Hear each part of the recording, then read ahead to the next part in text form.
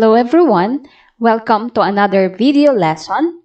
I am Ma'am Liza, and for today's session, we're going to talk about the properties of the operations on integers. And here are our objectives. First, state and illustrate the different properties of the operations on integers and rewrite given expressions according to the given property. Look at the picture.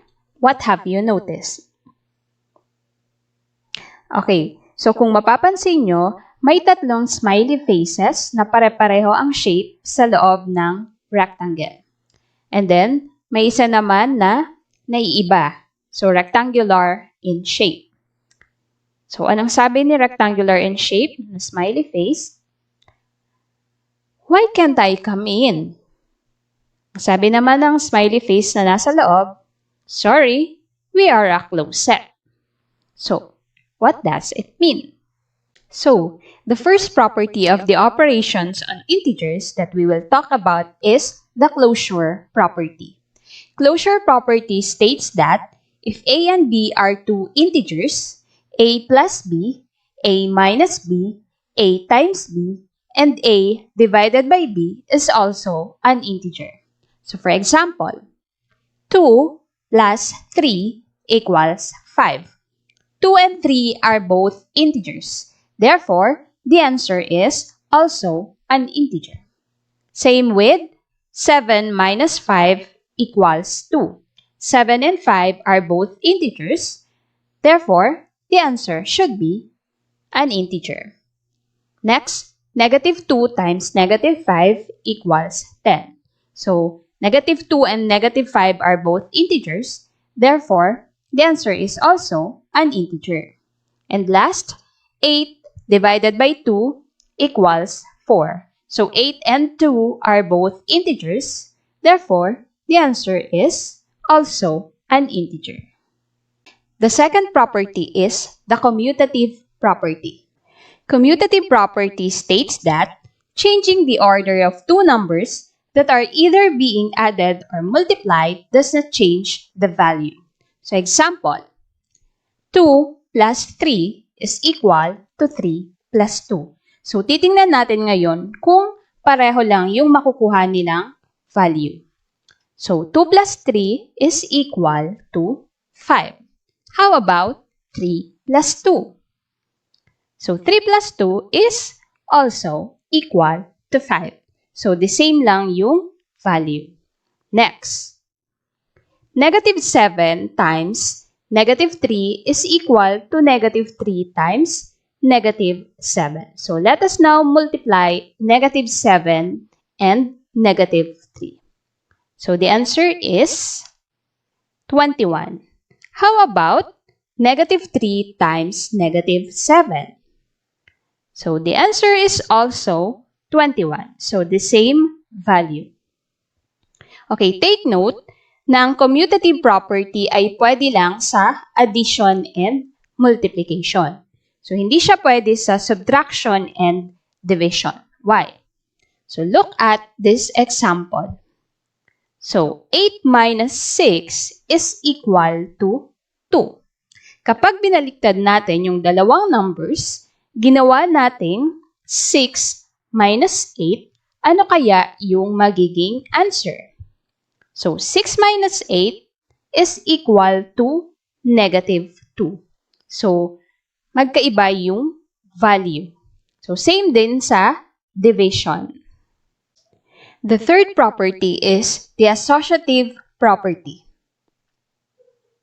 Associative property states that changing the grouping of numbers that are either being added or multiplied does not change its value. Example, 6 plus 2 plus 1 is equal to 6 plus 2 plus 1. So, sa first equation, nakagroup ang 6 and 2. And sa second equation naman, nakagroup ang 2 and 1. So, titingnan natin kung same lang yung makukuha nating value. So, let us now add the numbers. 6 plus 2 is equal to 8. And 8 plus 1 is equal to 9. Next equation, 2 plus 1 is equal to 3.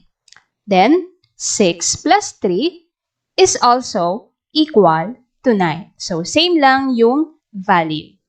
Next example, 2 times 5 times 7 is equal to 2 times 5 times 7. So, let us multiply the numbers. 5 times 7 is equal to 35. Next, 2 times 35 is equal to 70. Next, 2 times 5 is equal to 10. And 10 times 7 is also equal to 70. So, same lang din yung nakuhang value. Okay, so take note na ang associative property ay applicable lang sa addition and multiplication. So, hindi siya pwede sa subtraction and division. The fourth property is the distributive property. Distributive property states that when two numbers have been added or subtracted and then multiplied by a factor, the result will be the same when each number is multiplied by the factor and the products are then added or subtracted. Example, negative 2 times 4 plus 3. So, dito, minultiply muna yung negative 2 sa mga numbers na nasa loob ng parenthesis. So, negative 2 times 4 and negative 2 times 3. Then, inad yung products. So, negative 8 plus negative 6, the answer is negative 14. Or, negative 2 times 4 plus 3. So, dito naman, inad mo na yung numbers na nasa loob ng parenthesis. So, 4 plus 3 is equal to 7. Then, negative 2 times 7 is equal to negative 14. So, same lang yung nakuhang answer. Next example, negative 2 times 4 minus 3. So, yung negative 2, minultiply sa mga numbers na nasa loob ng parenthesis. So, negative 2 times 4, negative 2 times 3. Then, sinubtract yung products. Negative 8 minus negative 6, the answer is negative 2. Or, negative 2 times 4 minus 3. So, sinubtract mo na yung mga numbers na nasa loob ng parenthesis. So, 4 minus 3 is equal to 1. Then, negative 2 times 1 is equal to negative 2. So, same lang din yung nakuhang answer. The fifth property is the identity property. So, meron tayong identity property for addition and identity property for multiplication. Identity property for addition states that the sum of any number and 0 is the given number. 0 is called the additive identity. So, example, 3 plus 0 equals 3. Negative 12 plus 0 is equal to negative 12. Next, identity property for multiplication states that the product of any number and 1 is the given number. 1 is called the multiplicative identity. So, example, 5 times 1 is equal to 5. Negative 2 times 1 is equal to negative 2. The last property is the inverse property. Inverse property of addition states that the sum of any number and its additive inverse is 0. The additive inverse of the number A is negative A. So, kapag sinabing inverse, kabaliktaran. Okay, so example, 10 plus negative 10 is 0. So, ang inverse ng positive 10 ay negative 10.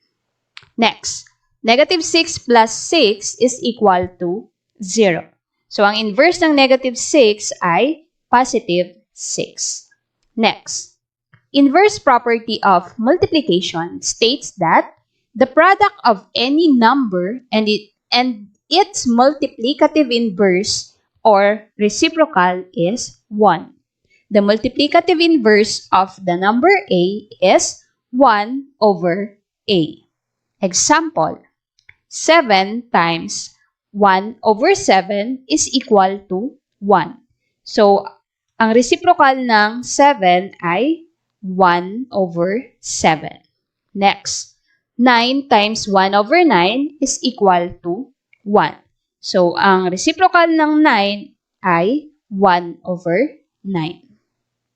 So, these are the notations and symbols pertaining to properties of real number that you need to remember. First, closure property under addition, subtraction, multiplication, and division. Remember, if a and b are integers, then a plus b, a minus b, a times b, and a divided by b are also integers.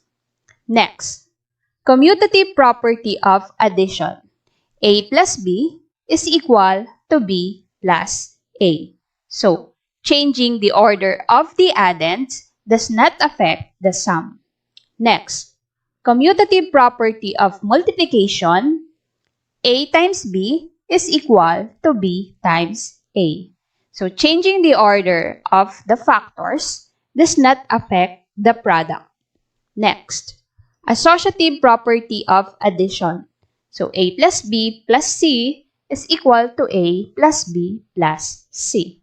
Or, changing the grouping of the addends does not affect the sum. Next, associative property of multiplication. A times b times c is equal to a times b times c. Or, changing the grouping of the factors does not affect the product. Next, distributive property. A times b plus c is equal to a times b plus a times c. Next, identity property for addition. A plus 0 is equal to a, or any number added to 0, the answer is the number itself. Next, identity property for multiplication. A times 1 is equal to a, or any number multiplied by 1, the answer is the number itself. Next, inverse property of multiplication. 1 over a times a is equal to 1. And last, inverse property of addition. A plus negative a is equal to 0. So let's have an activity. Which property of real number justifies each statement? Okay, so for number 1, negative 9 plus negative 3 is equal to negative 3 plus negative 9. So what is the answer? Okay, so the answer is commutative property of addition. Next, number 2. Negative 7 plus 0 is equal to negative 7. So write your answer. Okay, so the answer is identity property for addition. Number 3, 2 times 4 minus 3 is equal to 2 times 4 minus 2 times 3. So what is the answer? Okay, so the answer is distributive property. Next, number 4, 1 times negative 6 is equal to negative 6. So what property of real number? Okay, so the answer is identity property for multiplication. Next, number 5, 10 times 1 over 10 is equal to 1. So, what property of real number? Okay, so the answer is inverse property of multiplication. Next, number 6, 8 times 5 times 7 is equal to 8 times 5 times 7. So what is the answer? Okay, the answer is associative property of multiplication. Next, number 7, 15 plus negative 15 is equal to 0. So what is your answer? Okay, so the answer is inverse property of addition. Number 8, 6 times 5 is equal to 5 times 6. So what property of real number? Okay, the answer is commutative property of multiplication. Number 9, 1 times 1 over 8 is equal to 1 over 8. So what is the answer? Okay, the answer is identity property for multiplication. And last, negative 3 times 4 plus 9 is equal to negative 3 times 4 plus negative 3 times 9. So what property of real number? Okay, so the answer is distributive property. Do you have any question? If none, you can now answer the activities found on your module. Good luck! Well, that's it for this video, guys. Thank you for watching and hope to see you in the next video lesson.